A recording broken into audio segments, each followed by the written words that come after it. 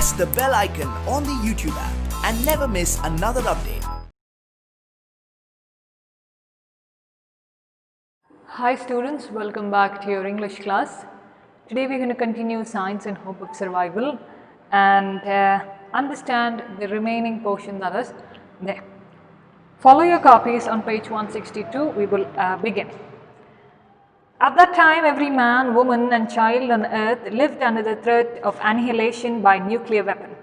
Now our author is describing to us what his experiences have been and how he has landed up in Geneva, and that's how his experience begins and what he is going to do here, how he has been called here, what is the purpose of his presence being there is all being discussed in the coming part that we are going to discuss today.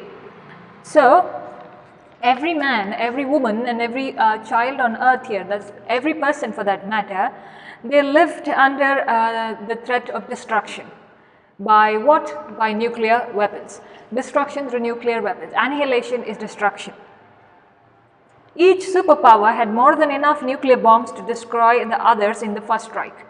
Now who are these three who had enough nuclear powers? The United States, the United Kingdom and the Soviet Union. All of these three states had enough nuclear power or enough nuclear weapons. If it was like this, if the United States destroys, the Soviet Union will destroy equally. So it was like tit for tat. Whatever you do, I can also do back to you. So these had equal number of nuclear powers with them. So they could destroy the others in the first strike. That's what. If I strike you, you strike me back in the first attempt itself. But in the 20 minutes it took for rockets to reach their targets, the other side had plenty of time to launch retaliation strikes, ensuring the destruction of their enemies only a few minutes later.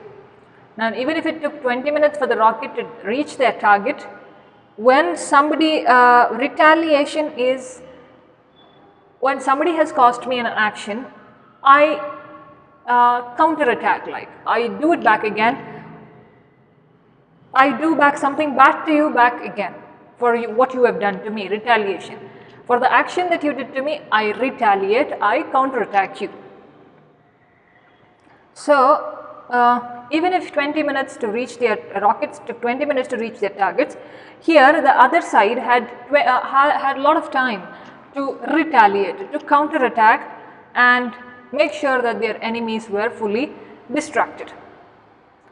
This threat of mutually assured destruction with ominous acronym MAD was some years the only thin thread protecting all of us from the common fatal fate. Now mutual assured destruction, and this is a doctrine of military strategy that is there and for the protection of national security. It's like a policy which is full scale or full-fledged of these nuclear weapons that they use. It's like this, see, nuclear weapons that are there which is used for national security, and it's like a military strategy for people of two or opposite sides, that is you as one entity, I as your enemy, both are using that kind of a strategy. In case I strike it to you, you have your complete destruction. In case you strike it to me, I have my complete destruction. So mutually assured destruction. You do, I do, mutually we are assuring the destruction, that's it, and attacking the person who is trying to attack you and defending yourself. So this was the one thing that was protecting them from a very long time, because all of them were equipped with these kind of weapons, and it was like you strike, I strike back, that's it. Continuing nuclear test meant development of even stronger bombs, introducing even more imbalance into the global nuclear standoff. Now even if they wanted to do more nuclear tests, that means they were experimenting on better kind of bombs, better kind of weapons, and that would give them globally put them low. On the other side, if there were a lot of people, they would some of the countries would have been targeted low, the others would rise. So there would not be an equal global balance. Global is all over the world. The three nuclear powers were willing to come to an agreement putting a ban on the nuclear power test, weapon test. What they wanted to do now, all these three powers who possessed these nuclear powers, Soviet Union, United Kingdom and the United States, they wanted to come into an agreement and say we will put a ban on testing nuclear weapon or ban on nuclear weapon test. And hence the technical experts were summoned to solve the problem that arose. So all technical experts, all experts in that field were called to look onto this matter and take it forward in signing this agreement. In formal terms, the problem was the following. Suppose that the nuclear powers had signed agreement to stop the test of the nuclear weapons, and one of the participants had violated this agreement and secretly made an underground nuclear explosion. The problem is, how can the other powers detect this violation? Now, what was the basic problem? Basic problem was like this. If they put a ban on the nuclear weapons or ban on testing nuclear weapons, and if there is another power or another person or another entity, another community who will violate this agreement and secretly carry out the nuclear test ban, how will the other powers come to know? Okay, how will the other participants who have signed the agreement come to know that they have done it secretly, and how can we differentiate if that explosion that is there has happened naturally or it has happened through a nuclear explosion? The problem was only so much. I tell it again. Now, after these powers have signed an agreement, if one of the powers secretly carries out a mission to check or test the nuclear weapons, and if there is an explosion, how will they come to know whether it is a natural or a nuclear explosion that has happened? Who are the others? Others are the other participants who have signed the agreement. It turned out that this problem had a different connection with the theory of seismic waves. Underground nuclear explosion produced earth tremors very similar to those generated by earthquakes. Now, why was this fellow called? Because he was working on these seismic waves that are there, and when the explosion happened through the nuclear, when nuclear explosion happened, the tremors on the earth, the shake, the tremble that is there was similar to that of an earthquake. What happens, shaking of the earth happens during the earthquake, a similar kind of shake was to happen when there was a nuclear explosion. How could one distinguish the natural tremors from the ones produced by the explosions? That's the only problem. How can you differentiate? Suddenly, my theoretical knowledge had a direct application in the area of the survival of humankind. Now, the writer says his knowledge based on facts and theories, he had a direct application to how mankind survived, how survival of humankind happened. In the atmosphere of the ongoing Cold War, now this was after between Soviet Union and the United States and their allies after the Second World War, Cold War. With political tensions hanging over our heads, scientists and engineers from the opposite sides of the Iron Curtain had to find a solution which outwardly seemed impossible, given all our differences in the cultural background. Now, Iron Curtain is a socio-political border that is there between Western Europe and the communist countries in Central and Eastern Europe. Now, what was happening here when the Cold War was going on? There was a lot of political tension that is there, and scientists, engineers, all from the opposite sides, either Western Europe or Central and Eastern Europe, all had a common goal. Even though their cultural functions were different, their cultural backgrounds were different, all were focused on one particular goal, as to find a solution to the problem. What saved us was a clear and obvious distinction. We were all scientists. Now, even though they lacked, or even though they had cultural differences and opinions, they came together on one common ground, that is, they were scientists. We were able to work out a common language based on the respect to hard evidence, undisputable ranking by expertise only, and persistent self-criticism. Now, how could they work together? Even they were on the Western or the Eastern Europe, they were in the communist parties, whatever it was, they had to work together because they spoke the common language. They spoke the same words that they used.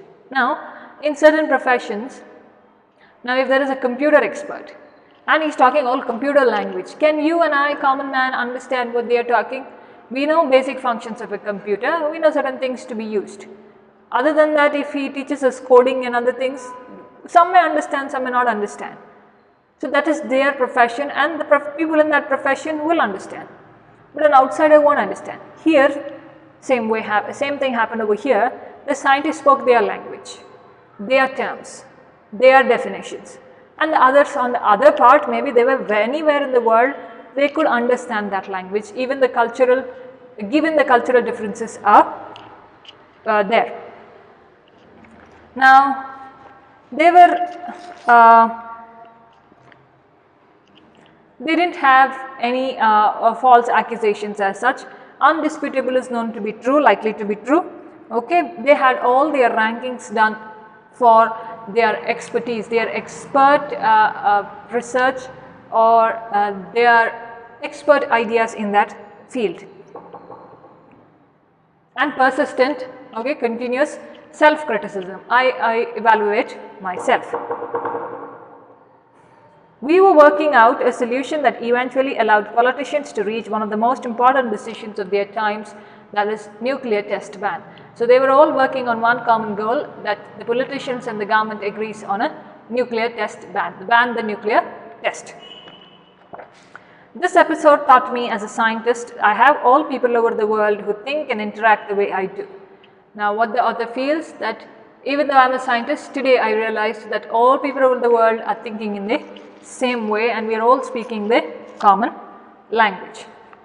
It taught me to never feel lonely abroad, and above all it taught me that while there is science, there is hope for survival and well-being for all of us. He was away, isn't it, from his hometown.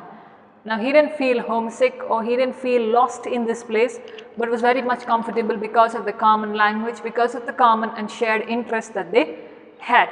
And he said, science has taught me a lot of things, and that is one thing that we can say is like a hope for our survival, and we can be good at if we take science seriously. A common law is the immersion in science does not go up with practical sense. It is true that on occasions the greatest mathematician of our time was so involved in the current problem that he could leave home wearing shoes from two different pairs. However, if you look carefully, you will find another side to this, which makes scientists the most practical people in the world. Now what does he say? So engrossed, so deeply involved in doing something that you will come out having a practical value to it, not only stay with the fundamentals or not only stay with theory, but you will result, science will bring you to some practical sense. Now, one of the greatest mathematicians who was there during his time, he was solving a problem and he was deeply involved in it. And while he was leaving home, he didn't know the correct pair of shoes that he was wearing. He would wear one from one pair, another from one pair, but he would still not mind because so engrossed, so deeply involved in solving that problem. He says that is why we scientists are more practical people in this world. All new technologies, all new brands of industries from defense to entertainment stem from fundamental research. He says everything that has come, there have been people who have been working on certain experiments from entertainment industry to defense. Everything has come from fundamental research, that is based on factual things and based on certain theories. First theories are given and then you experiment, isn't it? Now if you see that Pythagoras theorem, he has given you something and according to that you solve your problem. So similarly other formulas in science, that's how you take it forward. Among past examples are antibiotics, electronics, biotechnology, synthetic fibers, the green revolution and genetic forensic diagnosis, to name just a few.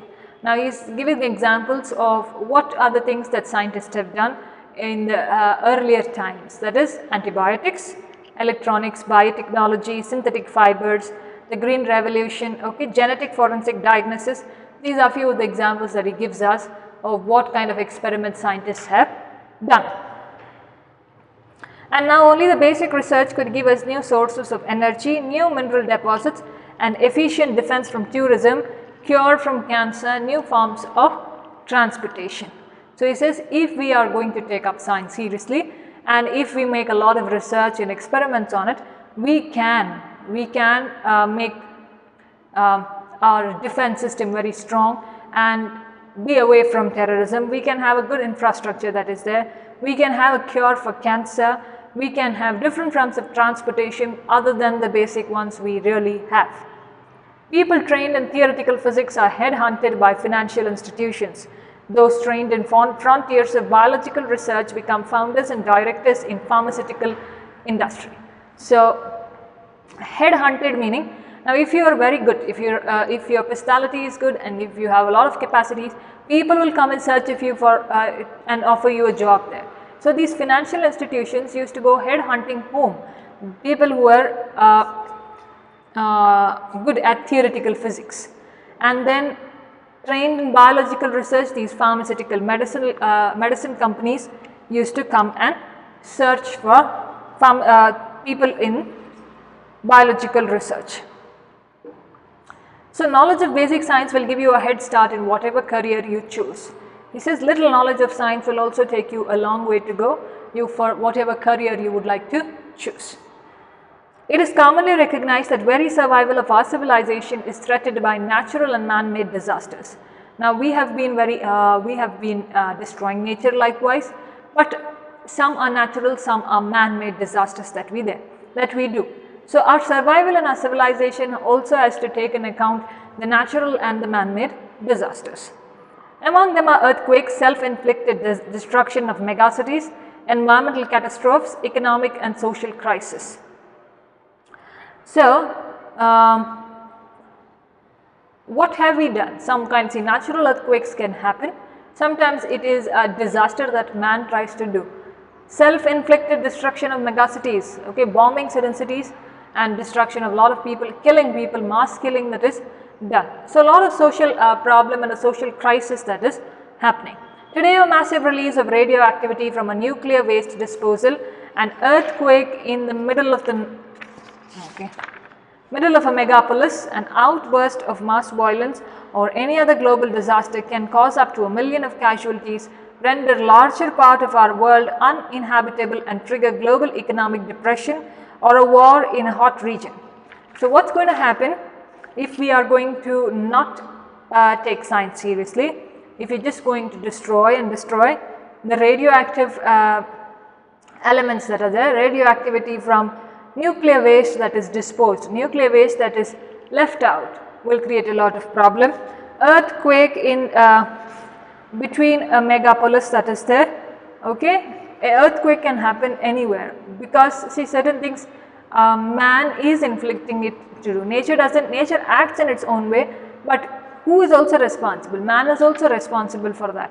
So mass violence that can be there, any other global disaster can cause a lot of injury to people, lot of destruction and can make the world uninhabitable. That is a place not to stay in the coming years, and that will give us a lot of global depression that is there and also can trigger war between countries.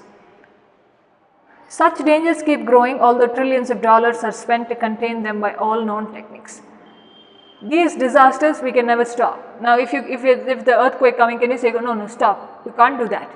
So all these are things that are out of your control, but we also have to be aware not to destroy it in such a way that it destroys us back. So he says even though we have spent trillions of dollars or so much of money on having or equipping ourselves or with infrastructure and techniques, we still have failed in something. The hope and the responsibility for breaking the stalemate rest not only on the money but on intellectual resources. Okay, stalemate is a statement which you lack to agree lack to come into an agreement or disagreement. Now, our responsibility, we have to break that stalemate. We have to either agree or disagree. We cannot be wavering here in between. Now, our situations have to be made right. So, we cannot be resting only on money, but we should also use our intelligence. We should also use our wisdom in order to predict certain things, make preparations for the future that is coming.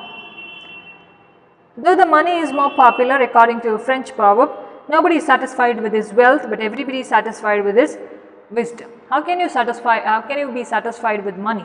Money will keep on coming, money will keep on losing from your hand. So you can never be satisfied with how much ever you have. But wisdom, you can always be satisfied. Your intelligence, you can always be satisfied. Intelligence can take you a long way to go. Your wisdom being wise can take you a long way. You have to be brave, courageous, bold. Isn't it? That can take you a long way. Money will automatically come if you know how to use your intelligence. You cannot be saying that, okay, I can't do that, that will not come to me. No. That negative affirmations itself makes you not involved in that situation. Only the basic research can create a springboard for developing new disaster preparedness industry. So he says we have to do a lot of research, we have to get in contact with a lot of scientists, we have to have like-mindedness, and then with a lot of research, with a lot of fundamentals that are there, we can bring globally, or we can bring a situation where we all are prepared to face it. It's not only that after the situation comes we worry and then get into a depression that is there and then lead to war or any other disaster that's there, but a lot of research is important, and making people aware of even before the situation strikes them, or in case like this, if the situation strikes, what are you supposed to do? Well, preparedness is must, is what the what is the opinion of the writer. Ours is a time of consent over issues not completely understood. Okay, George Bundy. He was a United Nations National Secretary Advisor to Presidents Kennedy and Johnson.